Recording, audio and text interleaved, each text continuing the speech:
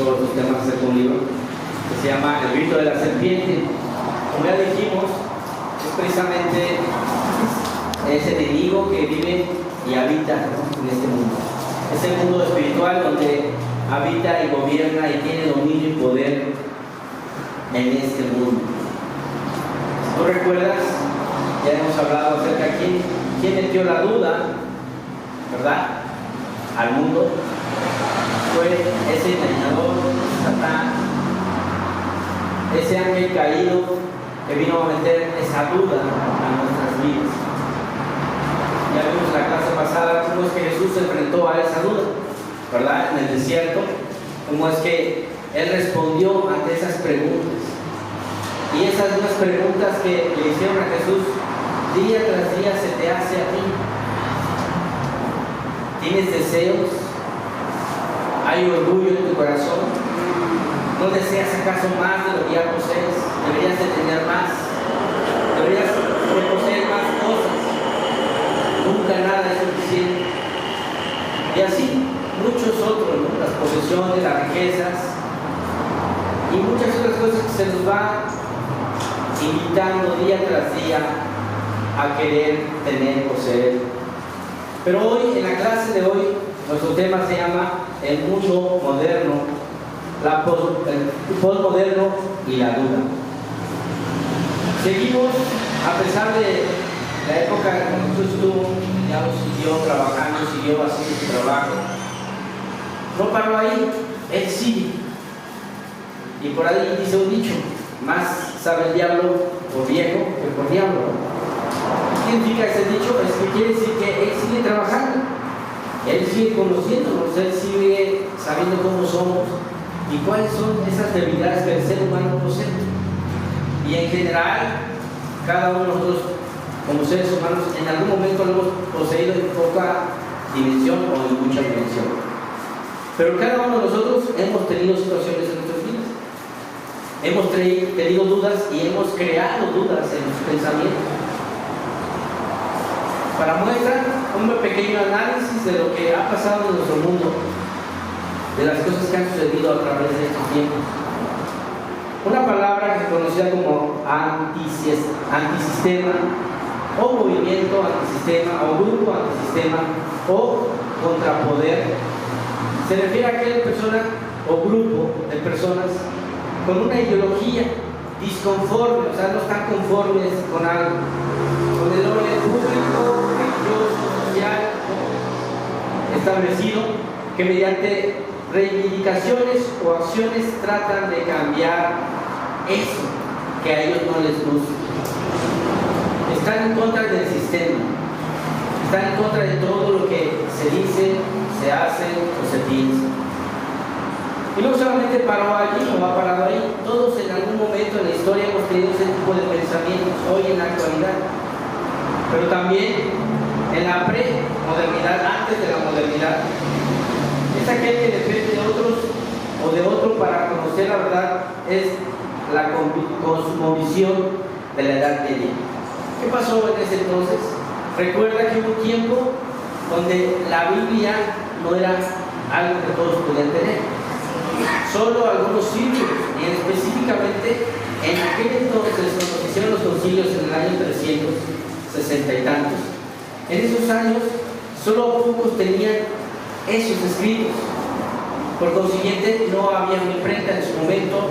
Y recuerdan que hubo un tiempo del oscurantismo donde no hubo información, no hubo más que nada más lo que se tenía ahí escrito. Y estaba penado que si alguien transmitía ese mensaje a otras personas, es más, eran matados, quemados, etcétera, etcétera, por si alguien transmitía ese mensaje. Y por consiguiente, las personas solo sabían de Dios por lo que los predicadores, los padres, sacerdotes o los encargados religiosos de su momento les transmitían. No había otra manera de saber. Y por eso dependían de otras personas para su fe. Lo que hoy conocemos como una fe prestada. Que solo creen por lo que otros dicen y no por lo que ellos mismos estudian o investigan, ¿verdad? En el mundo moderno Hubo un hombre que se llamaba Soren Kierkegaard, así se llamaba, ¿no? Me costó mucho trabajo pronunciarlo, pero así se llama. En 1813 a 1855, este hombre se construyó sobre la descalificación de la autoridad espiritual premoderna y optó por entronizar en su lugar a la razón humana y la ciencia. Él indujo, insistió, habló, pero tú sabes un poco de su historia. Era un hombre que creció en un ambiente religioso. Pero, ¿qué pasó? Lo que siempre ha pasado, a mí mismo me pasó. Yo crecí en una familia cristiana, educado desde niño en un conocimiento cristiano, y sin embargo, le echamos la culpa al mundo entero, todo lo que pasa, que los padres, el mal ejemplo de los padres, es que la sociedad, porque si Dios existe, suceden todas estas cosas, y entonces queremos buscar un motivo, una razón de por qué Dios entonces no existe, porque no pasan las cosas como yo quiero. Y entonces lo único que queda es buscar darle razón a la razón humana y darle más peso a eso, y aún a la ciencia, porque ya empezaban los conocimientos de ciencia. Y aún a pesar de que había muchos científicos griegos o personas anteriores a él que siendo científicos aún así creían en Dios, él decía no, la ciencia debe de estar en contra de Dios y Dios en contra de la ciencia. Y siempre el mundo ha tratado de separar eso, ¿no? La ciencia es una cosa y Dios es otra cosa. Son cosas muy distintas. ¿Y por qué no separan? Porque como dicen, no hay nada que se pueda comprobar, entonces no, si no se comprueba, pues no existe. Pero nos hemos dado cuenta de muchas otras cosas que aún no necesita ser comprobado. En su momento, el amor no se sabía cómo funcionaba, cómo es que las personas sentían amor en su momento, cuando ello existía. Hoy ya sabemos que la oxitocina y muchas otras cosas, sustancias en el cuerpo segregan todo eso, nos hace sentir eufóricos, amorosos, cariñosos. Pero en su momento no se conocían, y entonces como no había cómo comprobar, entonces casi también descartaban el amor. Pero bueno, sigamos leyendo. La etapa posmoderna, ¿no? ¿Quién estuvo en esa etapa? ¿Quiénes fueron uno de los tantos precursores? Pues Friedrich Nietzsche. Él es uno de los tantos que promulgaron el nihilismo, relativismo, constructivismo y pragmatismo. Todos estos ismos, y hasta la fecha sigue habiendo muchos ismos, tuvieron un gran impacto en la sociedad, porque eran gente estudiosa, importante, y muchas de esas personas se han seguido o han seguido los ejemplos o los conocimientos de una persona importante. ¿Alguien conoció a Albert Einstein? ¿Alguien supo de él? Pues sí, todos hemos sabido, y sin embargo no fue de nuestro país, no creció entre nosotros, no era parte de nuestra familia, y sin embargo él causó un impacto también muy grande en nuestra sociedad, ¿verdad? Bueno, ¿qué es el nihilismo? Es importante que entendamos cada uno de esos puntos y maneras de pensar del posmodernismo. Es importante resolver cuestiones básicas porque no existe respuesta correcta. Es imposible resolver cuestiones básicas porque no existen respuestas correctas, ¿verdad? ¿Qué quiere decir esto, hermano? Dice ahí abajo, dice, rechaza todas las normas cristianas porque no hay verdad absoluta. Ellos creen que no existe el nihilismo, no existe la verdad absoluta. Nadie puede tener la verdad, nadie posee la verdad, porque tú tienes tu verdad, él tiene su verdad, yo tengo mi verdad, entonces nadie puede poseer la verdad absoluta. Y es lo que se creía, es lo que muchas veces se transmitió. ¿Te has preguntado por qué hay tantas religiones hoy en día? Por esta corriente, por esta manera de pensar. Porque bueno, tú tienes tu manera de pensar, tú respetas mi manera, yo respeto la tuya.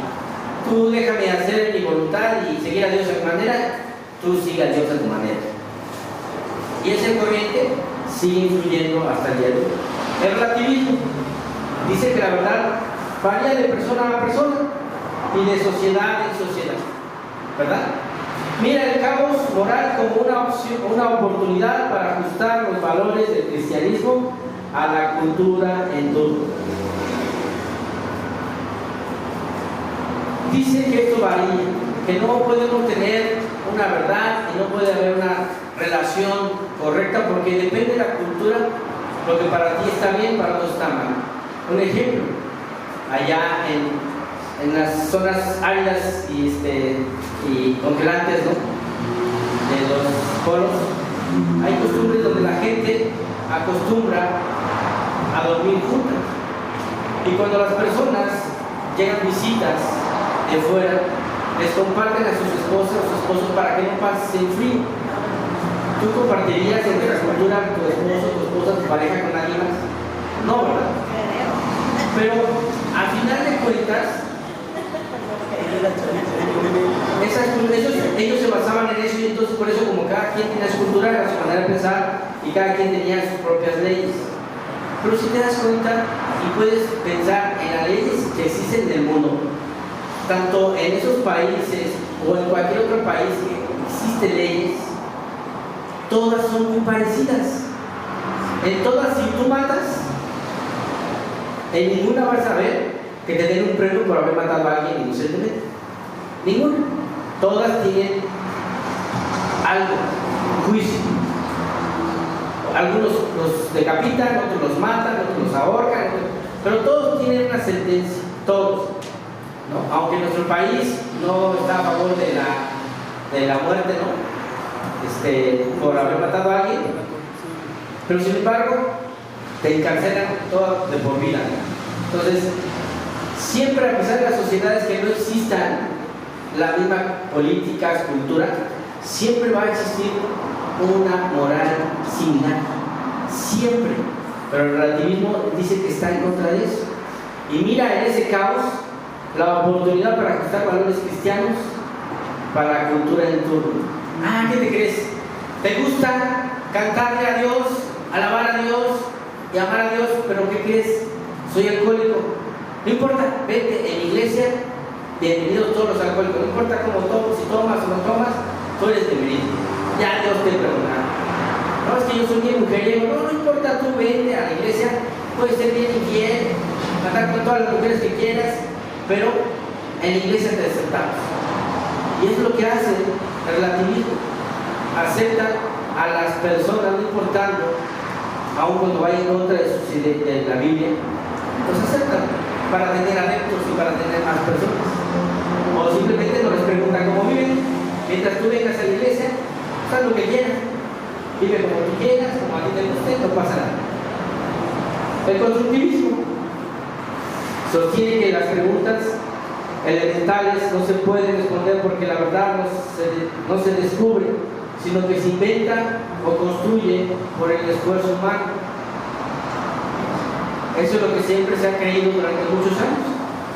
Cada cultura ha creído sus propias leyes, sus propias reglas, y mientras se van descubriendo cosas más, pues se van inventando nuevas reglas. Entonces, en esa idea de constructivismo, los mandamientos primarios no deben de ser enseñados como verdades absolutas o impuestos como reglas de fe.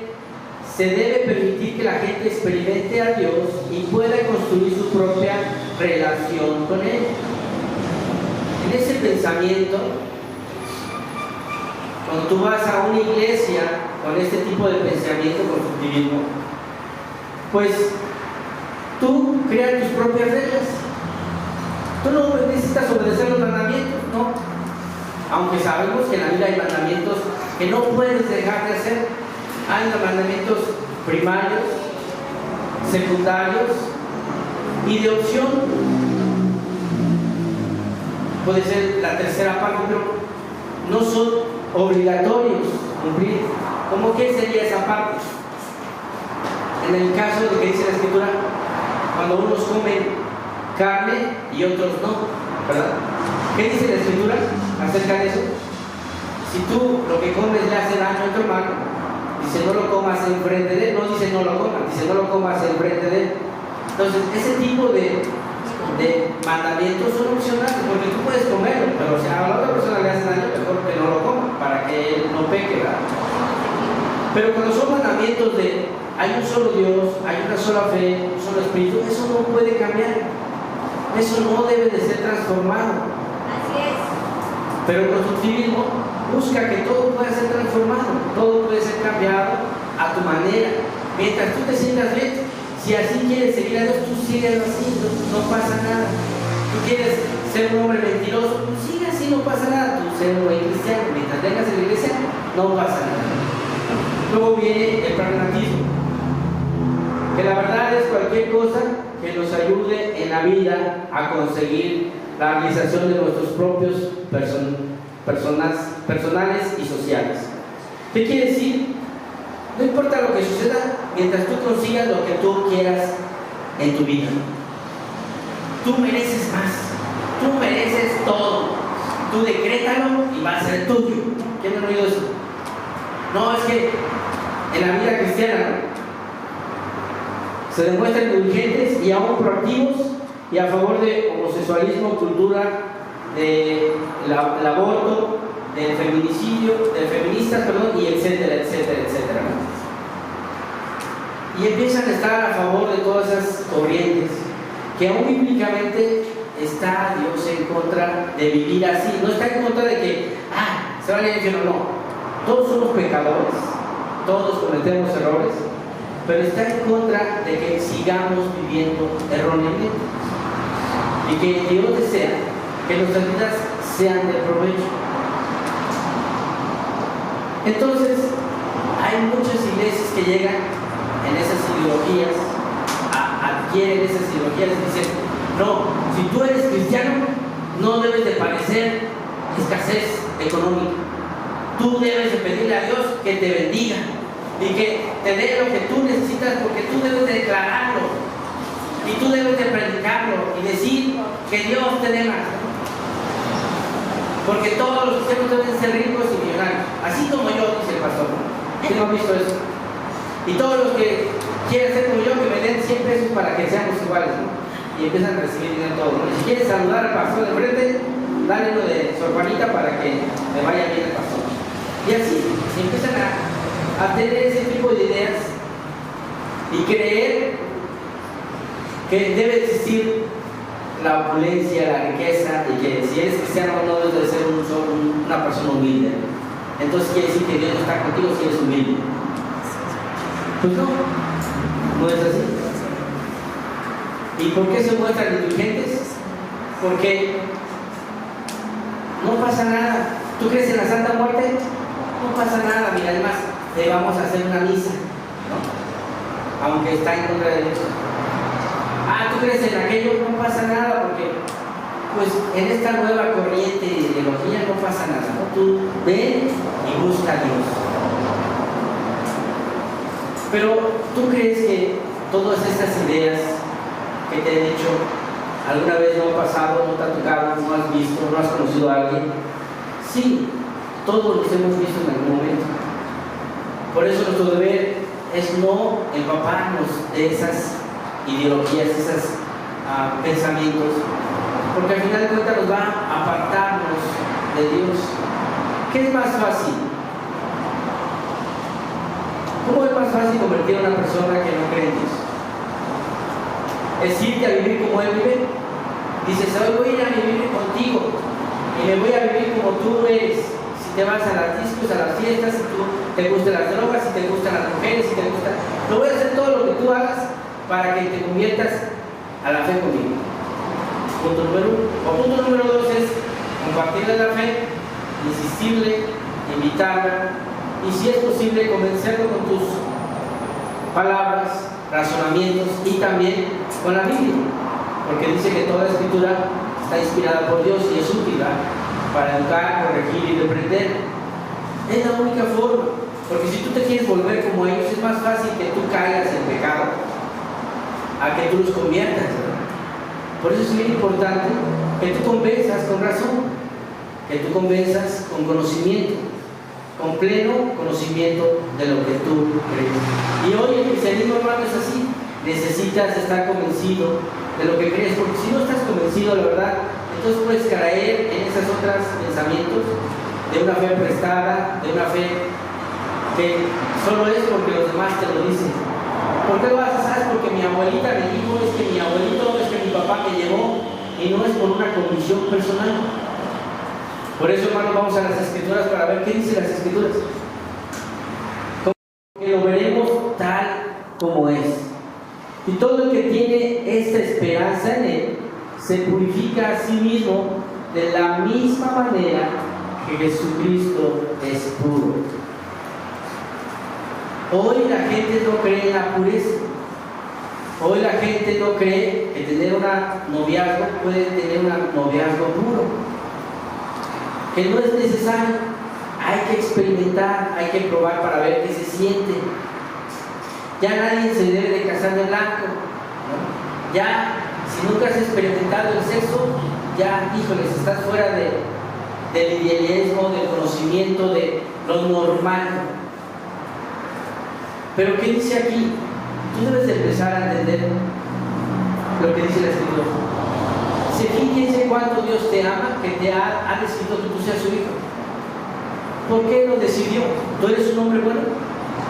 ¿Tú y yo somos hombres buenos? ¿Acaso existe alguien, un ser bueno y perfecto en este lugar, hermanos? ¿Alguien puede levantar la mano y decir, yo soy bueno? ¿Alguien podría decir eso? Yo no podría decirte, yo no soy perfecto, yo tengo errores, soy un pecador igual que tú. Pero sin embargo Dios decidió decirte y llamarme hijo. ¿Y por qué? Y todo lo aclara Juan, dice, y lo somos. Por si te quedó alguna duda de que si eres hijo de Dios o no. Dice, y lo eres, sí lo eres. ¿Por qué? No porque Dios te creó y ya somos todos hijos, no. Sino porque tú has decidido conocerlo. Tú buscas de corazón seguirlo. Es una decisión. Dios nunca te va a obligar a hacer algo que tú no quieres. Él te dio un libre albedrío. Él te da la oportunidad de decidir qué querer hacer. Si alguna vez te has preguntado por qué existen tantas cosas malas en este mundo, es porque Dios les ha dado un libre albedrío a los seres humanos y hacen lo que quieren. Por eso estamos como estamos, porque cada quien hace lo que quiere.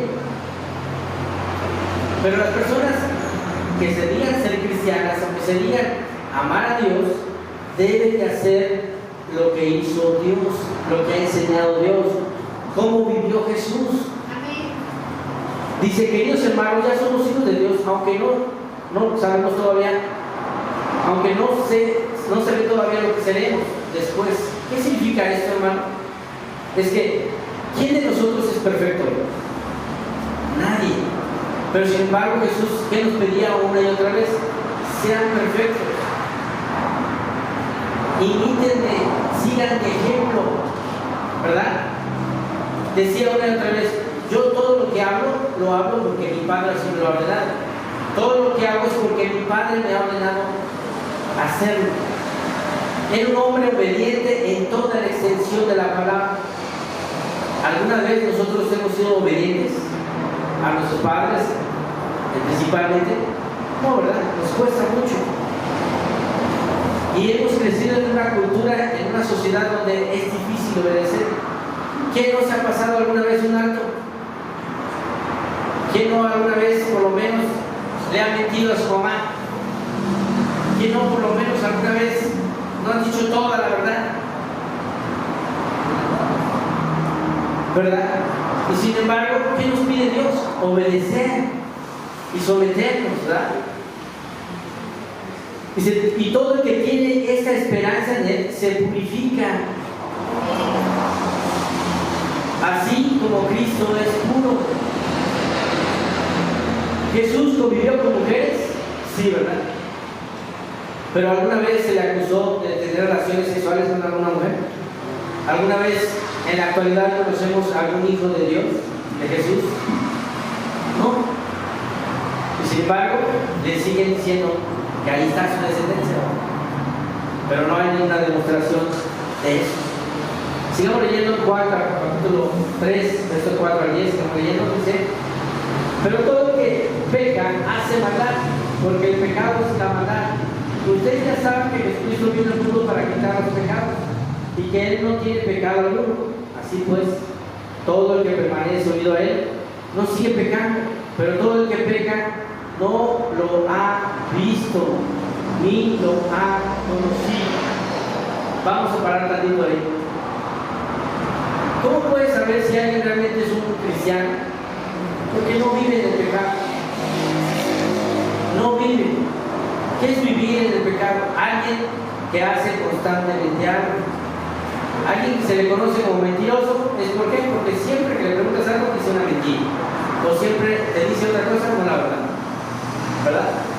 Alguien que conoces como infiel es alguien que ha vivido constantemente en eso. Es una forma de vivir. No porque alguna vez, por ejemplo, algún día se te pasaron las copas y fue la única vez en toda tu vida que te dio el dolor y la cruda realidad y otras al día siguiente, no quiere decir que por eso ya eras un alcohólico. No, simplemente es algún día se te pasaron las copas y ya, no pasó nada. Pero puedes no vivir así. ¿Cómo te das cuenta cuando alguien vive así? Pues es muy fácil verlo. Lo ves constantemente tirado en la calle. Todos en la colonia saben dónde está el borrachito, porque todo el mundo lo ve, todo el mundo lo ha visto por lo menos alguna vez. Todo el mundo lo conoce, ¿verdad? Esos son los que viven en el pecado, los que contienen, los que constantemente están. Todo el mundo lo puede ver porque vive así. Dice más adelante: hijitos míos, versículo 7, hijitos míos, que nadie les engañe. El que practica la justicia es justo, como Él es justo, o sea, Jesús. Pero el que practica el pecado es del diablo. Porque el diablo peca desde el principio. Precisamente para esto ha venido el Hijo de Dios, para deshacer lo hecho por el diablo. Ninguno que sea hijo de Dios practica el pecado, porque tiene en sí mismo el germen de la vida de Dios y no puede seguir pecando porque es hijo de Dios.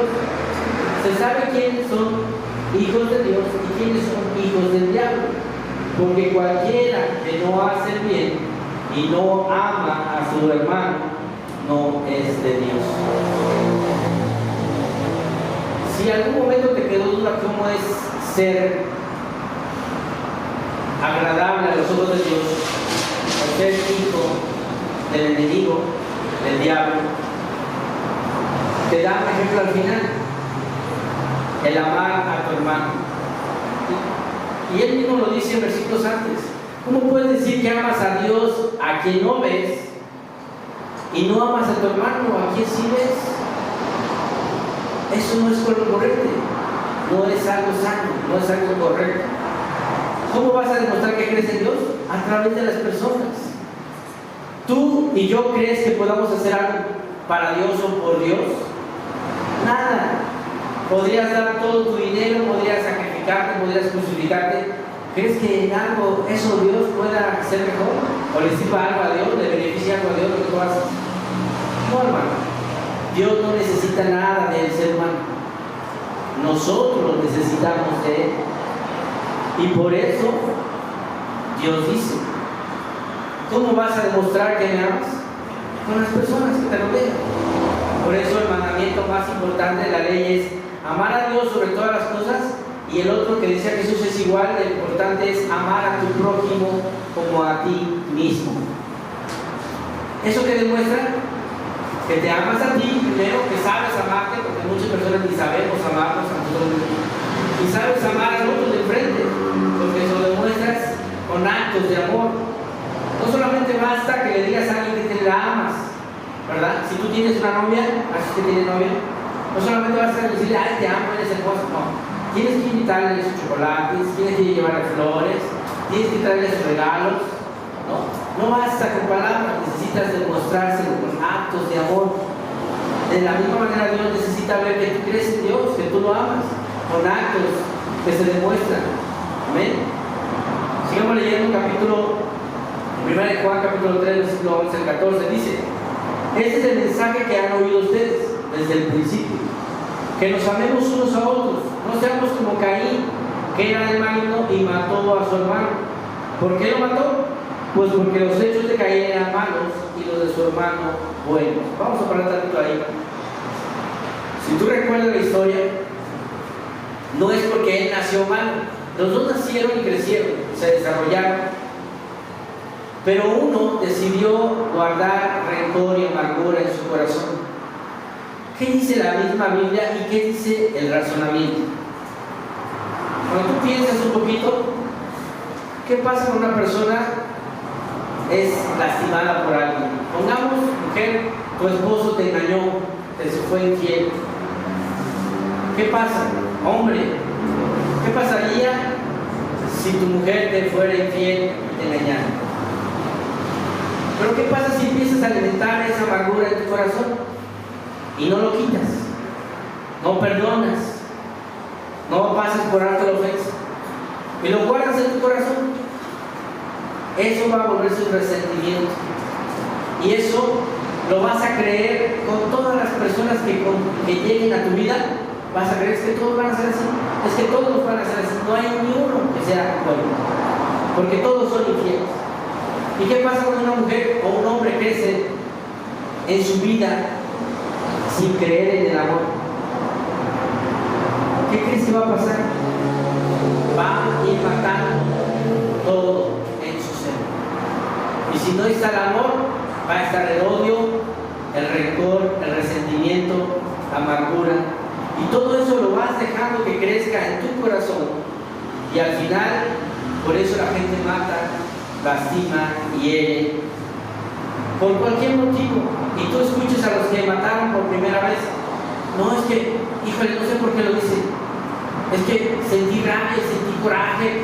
Y es que lo que me hizo. Y es que no sabes tú todo lo que me han lastimado. Por eso dices. Es porque dejó que la amargura creciera. Y la Biblia dice eso.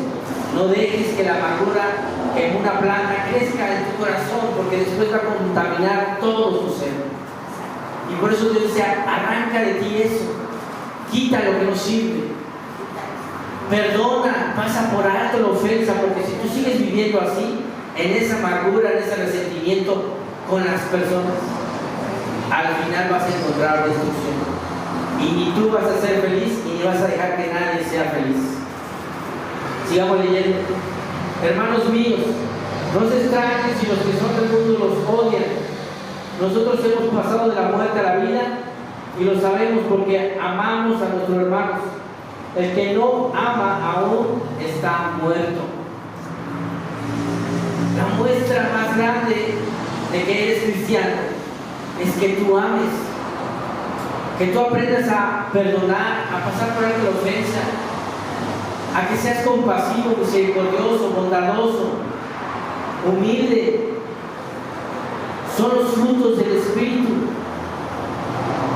Porque si tú no amas, vas a morir tarde o temprano.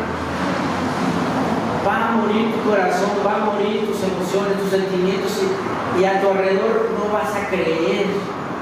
Va a empezar a existir en ti, todos me quieren hacer daño, nadie me ama, todo lo que lo hacen por dañarme, ese me está viendo feo, ese quiere hacerme daño, ese no me saludó, de seguro trae algo contra mí. Y empezamos con todos esos malos pensamientos que nos dominan y escuchando la voz de la duda, del pecado, del diablo. Está diciendo, no, mira que crees, mira ese como que te vio feo. De seguro algo de creer, hacerte. No, ese te hizo no sé qué. Y empiezas a creerle esos pensamientos y dejas que te dominen y al rato ya estás actuando lo que nunca hubieras hecho, ya lo estás haciendo. Porque estás haciendo cosas que jamás hubieras imaginado porque has dejado alimentado eso en tu corazón. Sigamos leyendo 1 de Juan, capítulo 3, 15 a 18. Todo el que odia a su hermano es un asesino. Ustedes saben que ningún asesino puede tener vida eterna en sí mismo. Conocemos lo que es el amor porque Jesucristo dio su vida por nosotros. Así también nosotros debemos dar la vida por nuestros hermanos. Pues si uno es rico y ve que su hermano necesita ayuda, pero no se la da, ¿cómo puede tener amor de Dios en su corazón?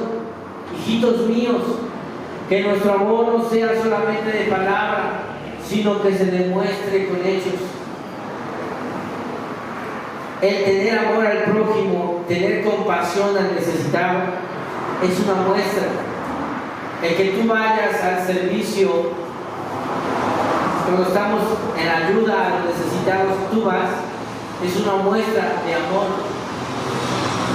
El que tú no puedas ir, pero dices, bueno, yo sé que van a dar tortas. Bueno, mira, no voy, pero te mando unas 10 tortas. Eso es amor a tu prójimo. Van a dar atole, bueno, mira, te doy 2 litros de atole, llévalo, porque yo no puedo. Eso es demostrar tu amor al prójimo. Hacer actos, no solamente decir que amas, sino demostrarlo.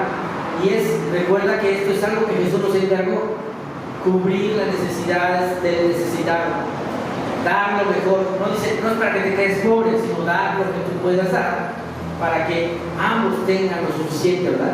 Si tú tienes 2 capas, da una, dice, para que ambos estén cubiertos. Juan capítulo 3, versículos 24 dice: de esta manera sabremos que todos que somos de la verdad y que podremos sentirnos seguros delante de Dios. Pues si nuestro corazón nos acusa de algo, Dios es grande, es más grande que nuestro corazón y lo sabe todo. Queridos hermanos, si nuestro corazón no nos acusa, tenemos confianza delante de Dios y Él nos dará todo lo que pidamos, porque obedecemos sus mandamientos y hacemos lo que le agrada. Y su mandamiento es que creamos en su Hijo Jesucristo, que nos amemos unos a otros como Él nos amó. Los que obedecen sus mandamientos viven en Él y Él vive en ellos. Y en esto sabemos que Él vive en nosotros, porque el Espíritu que nos ha dado. ¿Cómo te das cuenta que vive Dios en ti? Dios te da el Espíritu Santo, ¿verdad? Es una muestra del amor de Dios. ¿Cómo fue que tú conociste la palabra de Dios? ¿Estudiaste la Biblia? ¿Alguien te ayudó a estudiar la Biblia?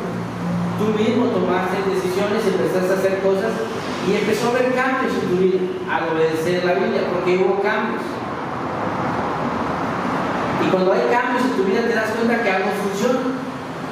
Y si te diste cuenta que algo funcionaba, tú continuaste. Y la misma gente a tu alrededor, no sé si tú recuerdas, empezó a preguntar: oye, como que te vemos diferente, algo te pasó. Y no les habían dicho nada a nadie. Sin embargo, la gente te preguntaba: oye, ¿qué te pasó? ¿Por qué eres así? Oye, ¿por qué ya no hablas como antes hablabas? Oye, ¿por qué ya no eres tan grosero como antes eras grosero? ¿Por qué ya no eres tan odioso como antes eras tan odioso? Y empiezan a decirte, ¿no?, cómo ha habido los cambios. Después, tú tomas la decisión, al ver que eso es una vida que te agrada, tomas la decisión de bautizarte. Dios te da su Espíritu Santo como un sello para demostrar que tú eres su hijo, de su propiedad. Y entonces tú puedes decir: yo soy hijo de Dios, porque Dios me ha amado y ha tomado la decisión de amarme. Y te ama no porque seas bueno, no porque no vas a tener errores en el futuro, no porque no vas a pecar en el siguiente día, sino porque tú has decidido obedecerlo. Tú has decidido dejar todos tus pensamientos, todas esas ideologías, y has decidido seguir a Dios. Y si tú sigues a Dios, entonces Cristo vive en ti y tú vives en Él y Él vive en ti, ¿verdad? Y si Él vive en ti, ¿a quién tienes que obedecer? A Jesús. Y por último, Primera de Juan capítulo 2, versículo 6 dice: el que dice que está en Él debe andar como Él anduvo. ¿Y quién es Él? Jesús. Jesús no solamente vino a morir, es uno de los propósitos más grandes para la salvación de la humanidad, pero también vino a darnos un ejemplo de cómo vivir.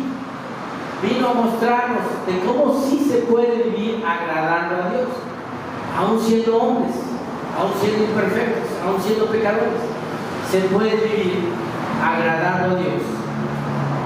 Y cada vez que nosotros pequemos y dice la Biblia que tenemos un abogado ante Él, que es Jesús, que está rogando, como decía en la clase última.